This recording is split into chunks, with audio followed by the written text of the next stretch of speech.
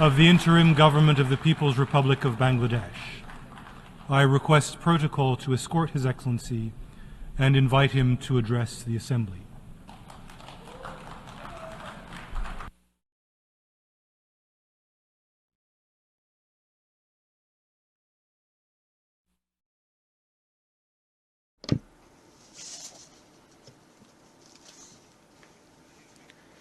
Bismillahirrahmanirrahim. Mr. President,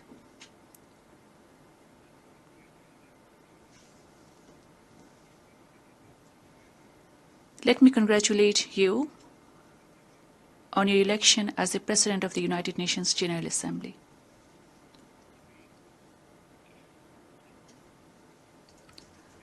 I would like to assure you of Bangladesh delegation's full cooperation throughout the session.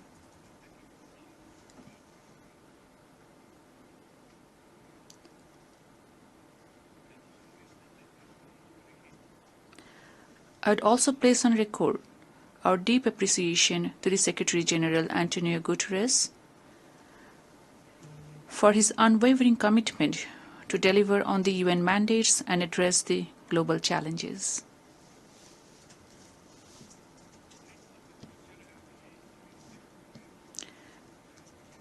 I particularly applaud his vision in convening the Summit of the Future.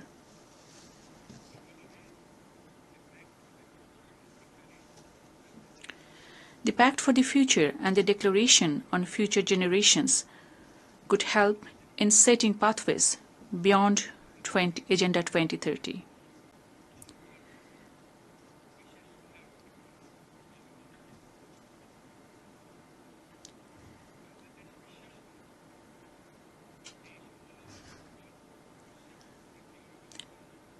Bangladesh believes that the summit's outcome will serve as a guiding framework in materializing our shared aspirations and rethinking collaboration for posterity.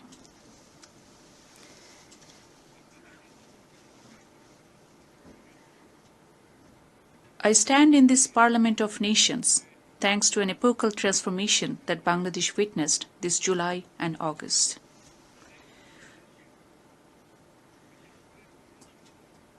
The power of the ordinary people, in particular our youth, presented to our nation an opportunity to overhaul many of our systems and institutions.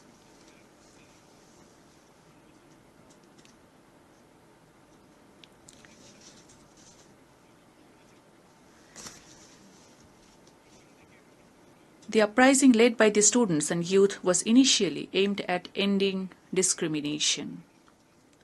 Progressively, the movement evolved into a people's movement. The world eventually saw how people at large stood against autocracy, oppression, discrimination, injustice, and corruption, both on the streets and online.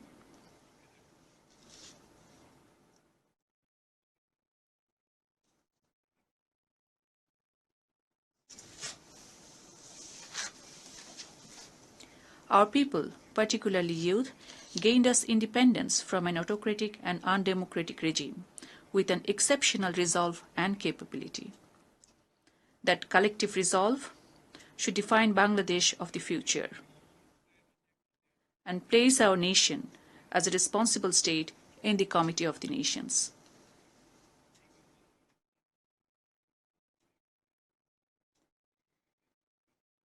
This was indeed a movement that primarily brought together people who were long left in politics and development,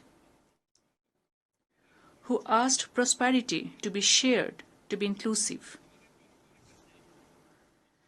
The people aspired for a just, inclusive and functioning democracy for which our new generations made supreme sacrifice.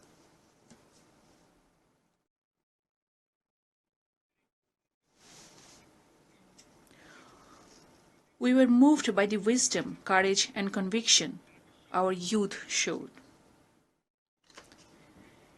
Even braving bullets bare chest.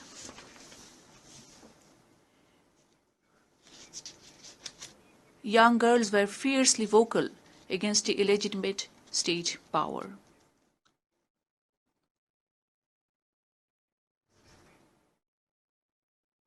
School-going teenagers laid down their lives. Hundreds lost their eyes forever. Mothers, day laborers, and scores of people across cities lent their shoulders for their children.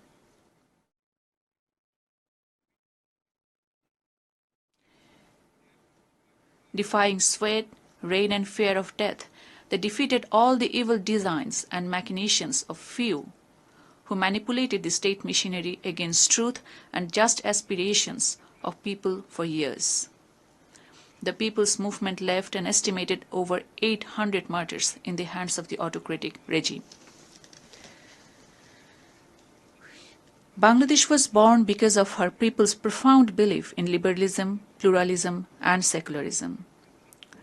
Decades later, our Generation Z is making us revisit and reimagine the very values that our people stood for back in 1971, as our people also did in 1952 to defend our mother language, Bangla.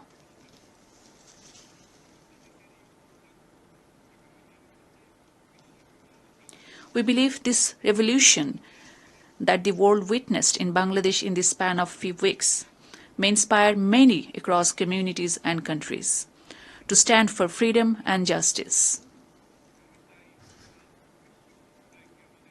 I would call upon the international community to engage with New Bangladesh anew that aims to realize freedom and democracy beyond letters for everyone. Mr. President,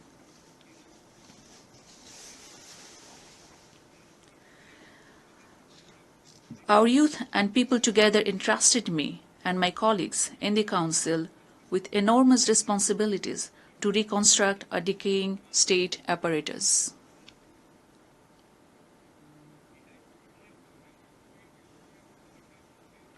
As we took to the office, to our utter shock and dismay, we discovered how endemic corruption brought a functional democracy to a farce. How key institutions were ruthlessly politicized. How public coffers were reduced to rubble. How oligarchs took over business.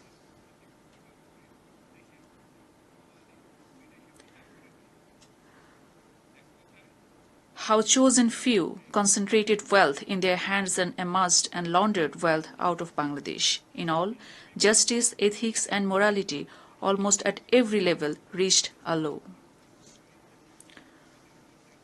Under such circumstances, we were asked to rebuild Bangladesh and re-establish the country that our people aspire to see. To correct the ills of the past as also to build a competitive and agile economy and a just society. In a drastically changed scenario, all political parties are now free to voice their views and opinions.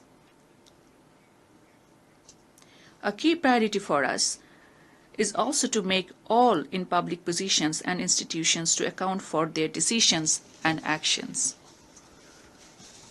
We are committed to promote and protect the fundamental rights, for people to speak in freedom, to assemble without fear or inhibition, to vote whosoever they choose. This is what the nation desires, and we aim to achieve. We are also committed to uphold the independence of the judiciary and freedom of press, including in the cyber domain. In order to ensure that child of a farmer or worker can scale the highest in the society, we prioritize allocation in education and health sectors over grandiose infrastructure development.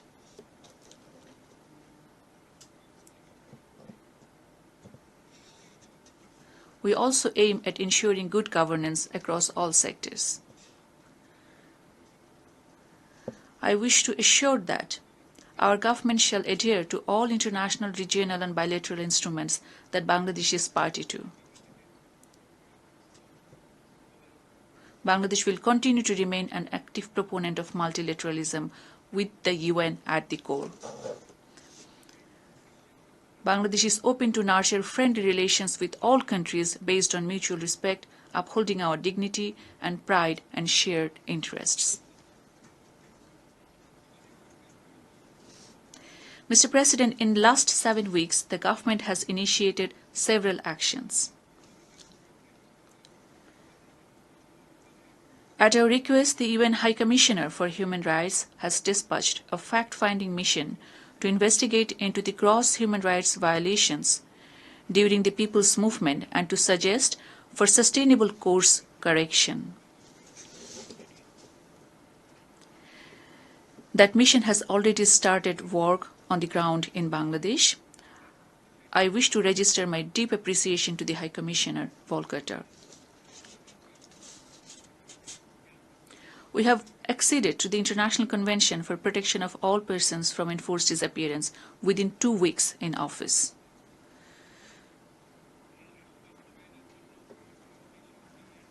The required national legislation is underway so that we can effectuate its early implementation.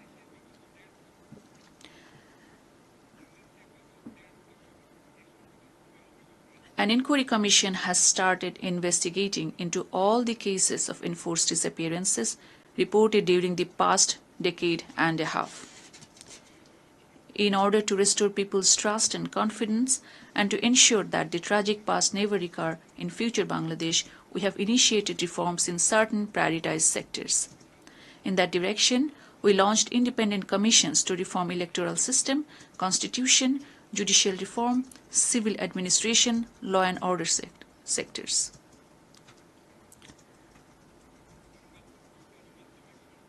A few more commissions are on the cards to reform other sectors, including press and media. In order to create a conducive environment for business, we have rolled out extensive reforms in banking and financial sectors. We affirm not to let any foreign business interest to be affected. Beyond rhetoric and numbers, we aim to establish effective safeguard mechanisms to ensure the sustainability of these reforms and create an enabling environment towards conduct of full, free, fair and participatory elections. I would therefore call on the international community to continue and deepen engagements with Bangladesh in meeting our people's quest for democracy, rule of law, equality, prosperity, so that we can emerge as a just and inclusive democratic society. Mr. President, Bangladesh feels that maintaining peace and addressing conflicts is central to people's progress. During the recent revolution, our valiant armed forces have once again shown their commitment to peace by standing firmly with the people in fulfilling their aspirations for freedom during a most difficult time in our history.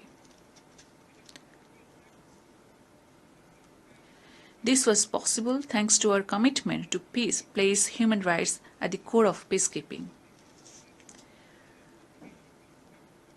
Bangladesh remains equally committed to peace building from the inception of the UN Peace Building Commission.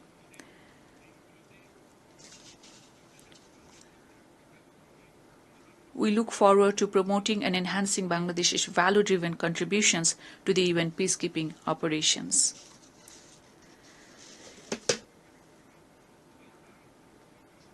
As the third largest troop contributing country, our peacekeepers had served across 63 missions in 43 countries to date.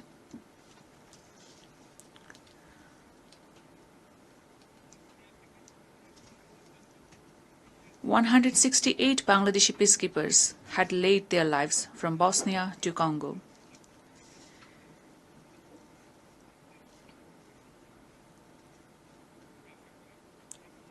We do hope that Bangladesh Defence Forces would continue to be called upon in the future UN peace operations, regardless of the challenges or circumstances.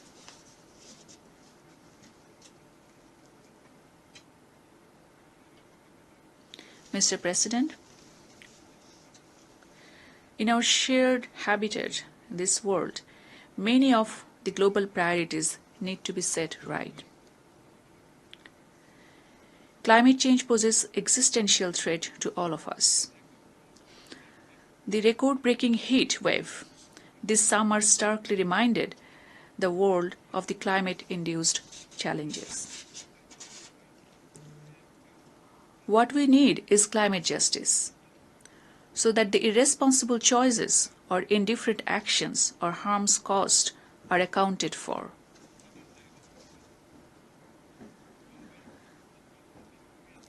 Long-term damages leave irreparable damages all around. We are losing biodiversity, changing pathogens leading to newer diseases. Farming is under stress, shrinking water threatening habitat. Rising sea level and salinity decimating ecosystems. The damages in terms of rising intensity and frequency of cyclones or floods can hardly be ignored. The climate risks are faced far deeper by our small farmers and artisanal livelihood holders. As I speak, over 5 million people witnessed a most devastating flood in their living memory in eastern Bangladesh. Yet Secretary General Guterres showed that under the current trajectory, the world is heading for a plus 2.7 degrees centigrade scenario.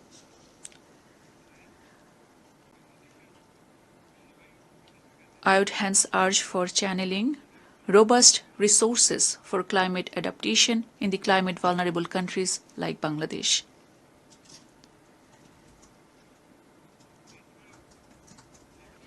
It is moreover crucial to operationalize loss and damage fund by leveraging innovative solutions and additional finance. We equally need access to technologies and increased capacity.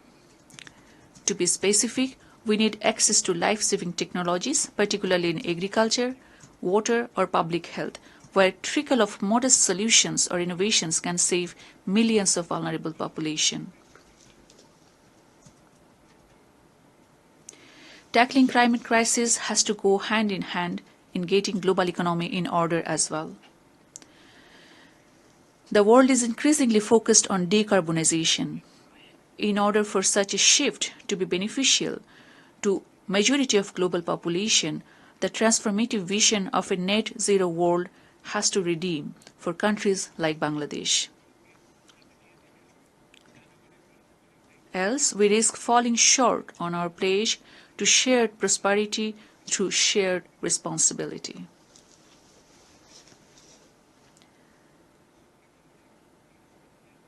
I believe the world needs to engage on a shared vision of 3 zeros that we can materialize together, targeting zero poverty, zero unemployment, and zero net carbon emissions. Where a young person anywhere in the world will have the opportunities to grow not as a job seeker, but as an entrepreneur. Where a young person can unleash his or her latent creativity despite all limitations.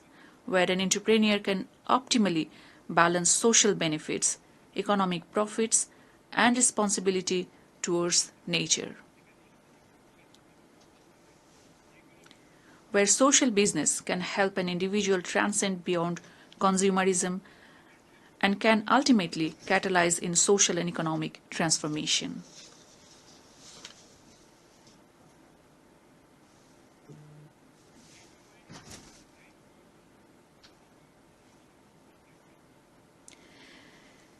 Time demands new attitudes, new values, new compacts across communities and countries, across developed and developing countries alike, across all actors and stakeholders. If we are to realize such course correction in full, the United Nations, national and local governments, non-governmental organizations, business, philanthropies have to work together. If we accept and accommodate social business within existing economic structures, we can bring meaningful changes in the lives of bottom half of population. If we can realistically position social business, we can stem much of climate-insensitive distortions within the existing market economy. I would like to invite the attention of the Secretary General Antonio Guterres on that score.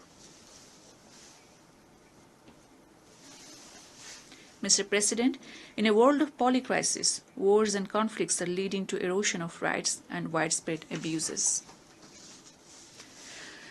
The genocide in Gaza continues unabated despite global concerns and condemnation.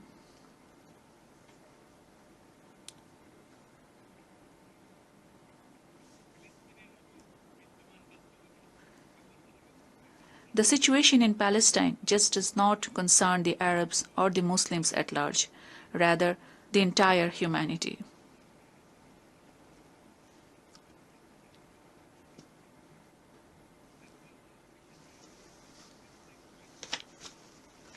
Palestinians are no expendable people.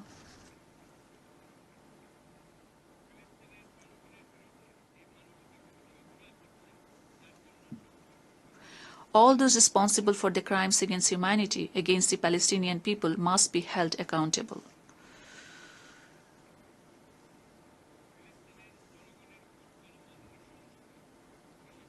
Bangladesh calls for an immediate and complete ceasefire to protect the Palestinian people from the brutalities, particularly against the children and women.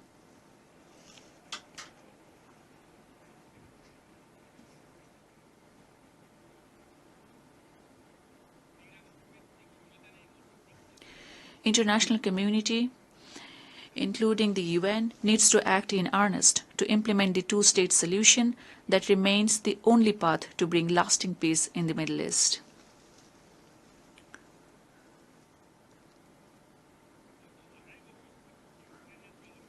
The 2.5-year-long war in Ukraine has claimed far too many lives. The war has impacted far and wide, even lending deeper economic implications in Bangladesh. We would urge both sides to pursue dialogue to resolve the differences and end the war.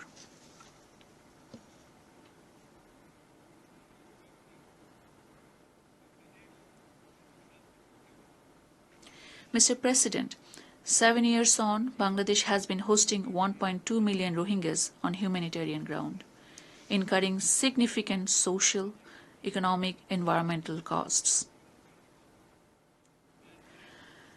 The protracted crisis in Myanmar also poses growing risks with national and regional security implications for Bangladesh, both in traditional and non-traditional terms. We remain committed to supporting the forcibly displaced Rohingyas from Myanmar in Bangladesh. We need continued support of the international community towards the Rohingyas in carrying out the humanitarian operations and their sustainable repatriation.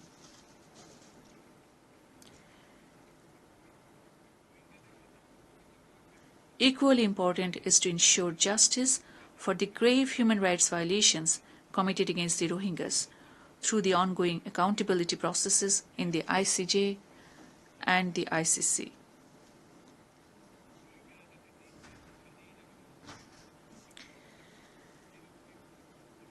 We recognize and appreciate the efforts of the Secretary General and the United Nations system in creating a conducive environment for Rohingyas so that they can lead a free and dignified life. That requires creating pathways for the Rohingyas to return to their ancestral home in Rakhine State with safety and rights. Looking at the evolving ground situation in Myanmar, Bangladesh is ready to work with the international community to create an environment for dignified and sustainable return of the Rohingyas to their homeland.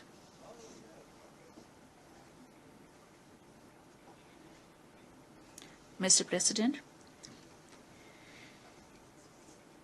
ensuring peace and security cannot succeed without political freedom and socio-economic emancipation of the people. Around a decade back, the world unanimously adopted the Agenda 2030. We reposed our collective hope and trust in the universal set of goals. Yet, overall, 17% of the SDG targets are on track to be achieved by 2030. Clearly, many developing countries risk to be left behind. Every year, developing countries face a significant SDG financing gap, estimated between 2.5 to 4 trillion US dollars. High debt burdens, shrinking fiscal space, and adverse impacts of climate change put countries like Bangladesh at greater risk. We look forward to the 4th International Conference on Financing for Development to deliver on addressing the complex and systemic challenges.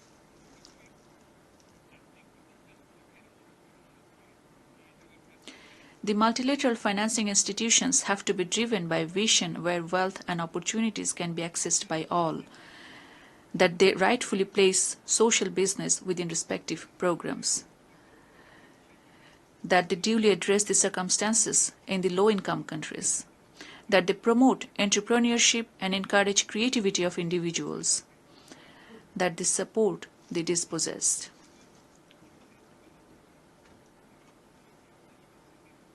In this regard, prevention of illicit financial flows and siphoning of resources from the developing countries merit greater attention. Increased international cooperation must rechannel the assets stolen from developing countries. We look forward to early conclusion of an international tax convention that can combat tax evasion. Mr. President, migration and mobility is an inescapable reality in an interconnected world. As a country of origin of migrants, over 11 million of our people live and work worldwide.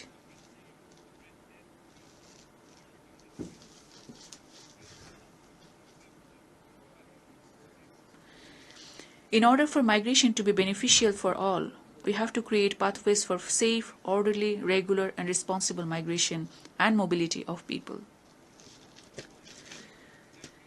The international community has to ensure full respect for human rights and end inhuman treatment of migrants, regardless of their migration status. While Bangladesh remains committed to the full implementation of the Global Compact on Migration, our government is also committed to curb unsafe migration. Mr. President,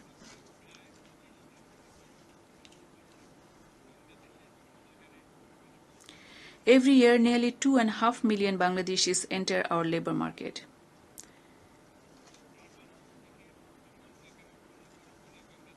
In a large population where nearly 2/3 is young, Bangladesh is challenged to make learning suited to meet the needs of today and tomorrow.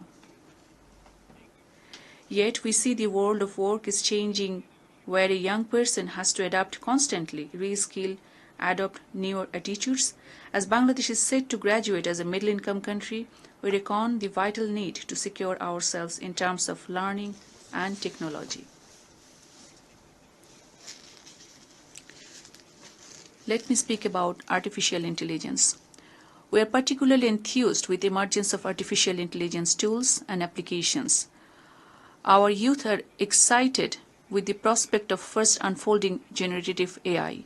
They aspire to walk and work as global citizens. The world needs to ensure that no youth in countries like Bangladesh get left behind in meaningfully reaping benefits of the AI-led transformation. The world simultaneously needs to ensure that the development of artificial intelligence does not diminish the scope or demand for human labor.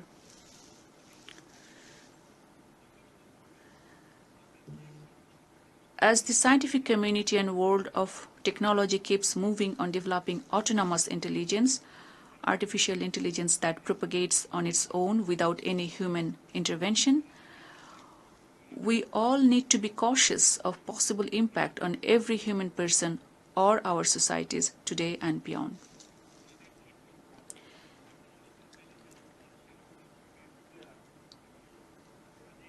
We believe that autonomous intelligence, unless autonomous intelligence develops in a responsible manner, it can pose existential threat to human existence. Mr. President, we need newer forms of collaboration where global business and knowledge holders connect to people's needs.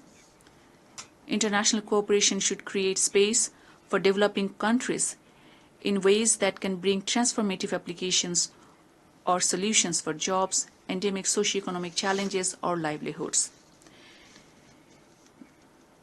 Uniting our efforts, capacities, and resources is increasingly crucial for us to leverage collective strengths, innovate, and foster growth.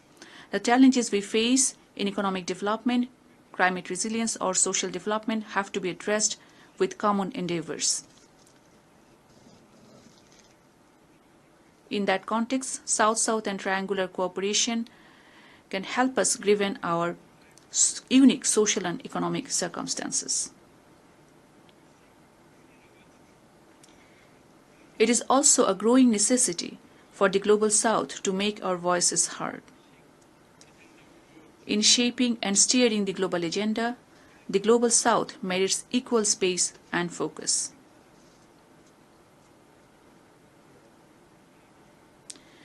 Mr. President, the COVID times underlined before us the crucial importance of investing in public health.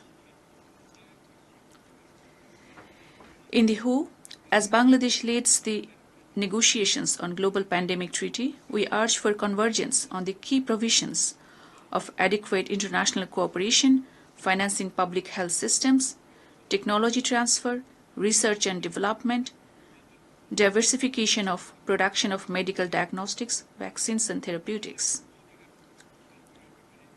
We also to declare vaccines a global public good that is free from the rigors of intellectual property. These are also crucial for combating the scourges of non-communicable disease. Mr. President, this year we celebrate the Golden Jubilee of Bangladesh's partnership with the United Nations. It has been a shared journey of mutual learning in our modest ways. Bangladesh contributed towards promoting global peace and security, justice, equality, human rights, social progress, and prosperity, and indeed in building a rules-based international order.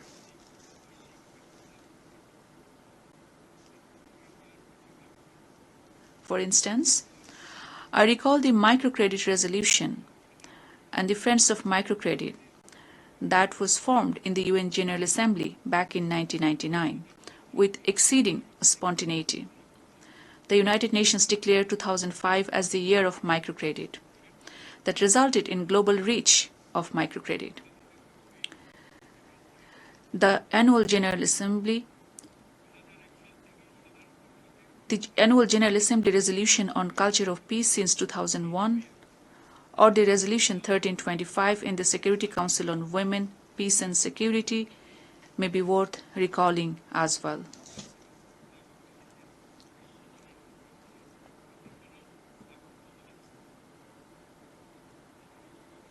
Mr. President,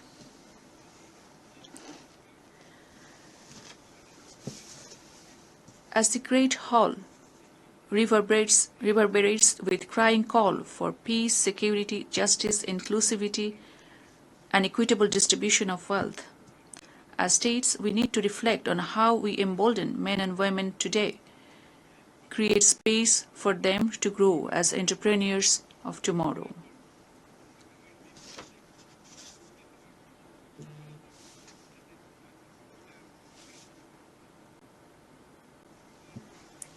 The world has more than enough of capacity, resources, and solutions.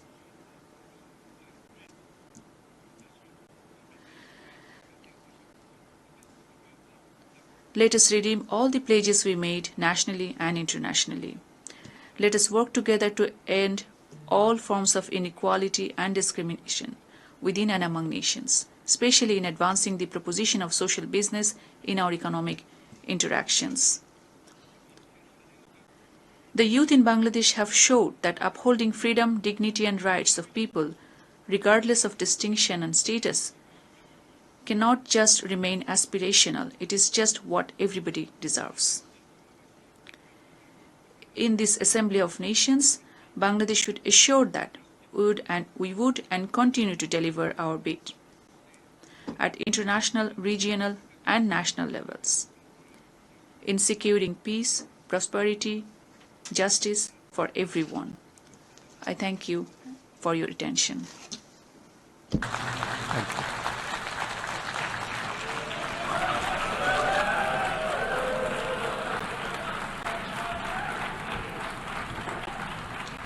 On behalf of the Assembly, I wish to thank the Chief Advisor of the Interim Government of the People's Republic of Bangladesh.